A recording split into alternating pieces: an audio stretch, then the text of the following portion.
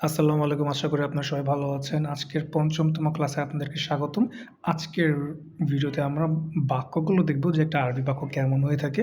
যার কারণে আমরা খুবই সহজে মাত্র ২ টা শব্দ দিয়ে ৩ টা শব্দ বা ৪ টা শব্দ দিয়ে বাক্যগুলো দেখব এবং এই উদাহরণগুলোতে আজকে আমরা পাবো ইসম, ফেল এবং হার্ফ। ইসম মানে হচ্ছে নাম, ফেল অর্থ হচ্ছে ক্রিয়া অথবা ভার্ব, আর হার্ফ অর্থ হচ্ছে অব্যয় বা কানেক্টর। মানে নাম এবং ক্রিয়াকে আমরা সংযুক্ত করব মাঝখানে শব্দ দ্বারা। যেমন সে বাসা থেকে বের হলো। বাসা হচ্ছে নাউন, বের হওয়া হচ্ছে ক্রিয়া। বাসা হচ্ছে নাম, বের হওয়া হচ্ছে ক্রিয়া এবং থেকে হচ্ছে অব্যয় বা কানেক্টর। তো একটা আরবি বাক্য এই ৩ টা পার্ট দিয়েই সংযুক্ত হয়। যার কারণে আজকের ক্লাসটা খুবই সিম্পল হতে যাচ্ছে এবং কোনো সমস্যা নাই। আজকের ক্লাসের ডেসক্রিপশনে আমি টেলিগ্রাম চ্যানেলের লিঙ্ক দিয়ে দিচ্ছি। ওখানে আপনি একটি পিডিএফ পেয়ে যাবেন যেখানে খুবই ডিটেইল আকারে বোঝানো হয়েছে এবং অনেকগুলো উদাহরণ দেওয়া আছে। তো সেই উদাহরণটা যদি আপনি খুব ভালো করে পড়েন, আমি বলতে পারি আপনি 50% শিখে যাবেন। হ্যাঁ, 50% আপনি আরবি ভাষা শিখে যাবেন এবং পরবর্তী ক্লাসগুলো আপনার জন্য অনেক, অনেক ইজি হবে। এবং আমি আবারও বলে দিচ্ছি যে এই ক্লাসটা আপনি আর পৃথিবীর কোথাও পাবেন না। এটাই হচ্ছে সবচেয়ে ১ম খুবই ইউনিক একটা ক্লাস। তো চলুন আমরা শুরু করি। প্রথমে আমরা ২ শব্দের বাক্যগুলো দেখব। প্রথম উদাহরণ হচ্ছে আল্লাহ সৃষ্টি করেছেন। খলাক মানে সৃষ্টি করা বা করেছে। আল্লাহ মানে একজন সৃষ্টিকর্তা অথবা আল্লাহ। তো খলাকাল্লাহু মানে আল্লাহ সৃষ্টি করেছে। দ্বিতীয় হচ্ছে রাসূল বলেছেন। কলা মানে বলা বা সে বলেছে। আর রসুল মানে পয়গম্বর বা বার্তাবাহক। তো কল আর রসুল মানে রসুল বলেছেন। ৩ নম্বর হচ্ছে সত্য এসেছে। জাআ মানে কোনো কিছু আসা। আল হাক্ক বা হাক্ক মানে সত্য। তো আল হাক্ক মানে সত্য এসেছে। ৪ নম্বর উদাহরণ হচ্ছে ব্যক্তিটি জেনেছে। তো আলিমা, ইলম মানে জ্ঞান। আলিমা মানে কোনো কিছু জানা বা সে জেনেছে। আল মারউ অথবা মারউ মানে হচ্ছে ব্যক্তি বা মানুষ। মানুষ না, মানুষ মানে নাস। তো মারউ মানে ব্যক্তি। তো আলিমাল মারউ মানে ব্যক্তির জেনেছে। ৫ নম্বর হচ্ছে মুমিন প্রবেশ করলো। তো দাখলা মানে প্রবেশ করা। আল মুমিন অথবা মুমিন মানে হচ্ছে ঈমানদার বা বিশ্বাসী।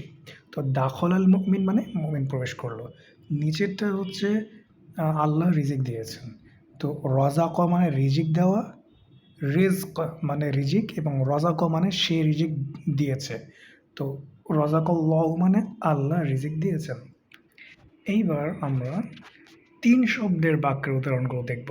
তো ৩ শব্দের বাক্যগুলোতে আমরা কি পাচ্ছি? প্রথমটা হচ্ছে আল্লাহ মানুষকে সৃষ্টি করেছেন। তো এখানে ৩ টা আছে। আল্লাহ, মানুষ, সৃষ্টি করা। তো এখানে খলাকা মানে সৃষ্টি করা বা করেছে। আল্লাহ মানে আল্লাহ। আল ইনসান মানে মানুষ জাতি বা মানুষ। তো খলাকল ইনসান মানে আল্লাহ মানুষকে সৃষ্টি করেছে। ২ নম্বর হচ্ছে আকাশ থেকে অবতীর্ণ হয়েছে।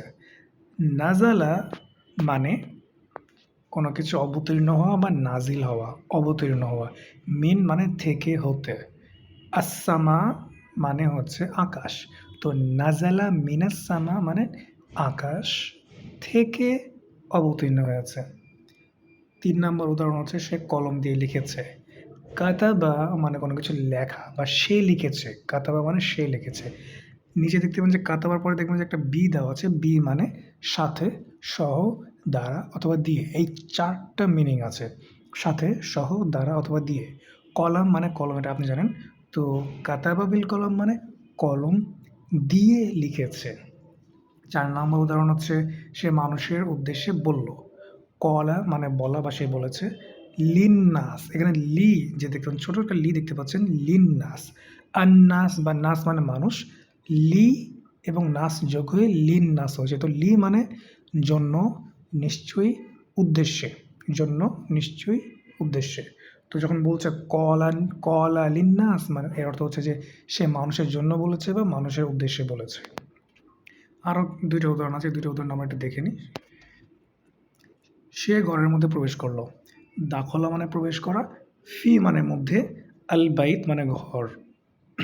তো দাখলা ফিল বাইত মানে সে ঘরের মধ্যে প্রবেশ করলো। ৬ নম্বর হচ্ছে সে শহর থেকে বের হলো।